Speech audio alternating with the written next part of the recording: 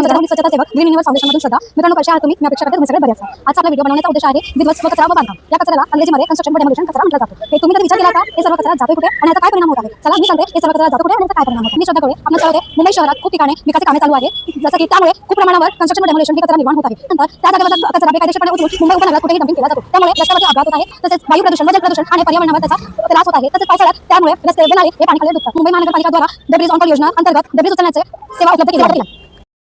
नागरिकांना आवाहन करण्यात येते की मुंबई महानगरपालिका व metro waste handling private limited यांच्या मार्फतीने कंस्ट्रक्शन व डेमोलेशन डेब्रिज कचरा उचलण्याची सेवा उपलब्ध केली गेली आहे.